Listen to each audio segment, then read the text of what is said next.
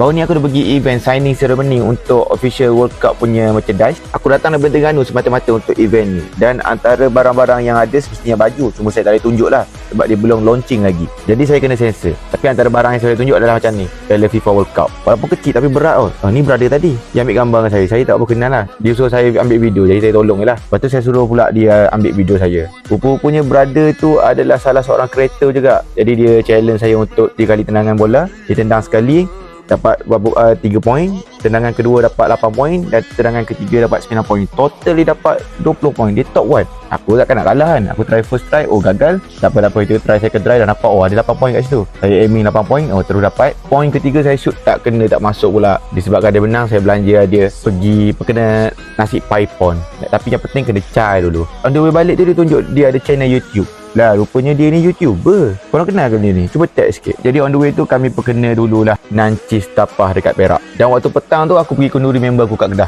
Sebab kami daripada KL terus ke Kedah. Ni pengantin dia, selamat pengantin baru kan. Lepas tu malam aku terus shoot balik ke Terengganu, member aku hantar. Tapi minggu depan pula aku datang sekali lagi ke KL. Aku ada macam tournament kecil lah. Lawan dengan Amir Ghazali, Jom United dengan Abang Waraja. Top 4 player saya kena bawa untuk lawan dengan top 4 player mereka ada. Kita tengok siapa yang akan menang. Apapun sukan untuk semua.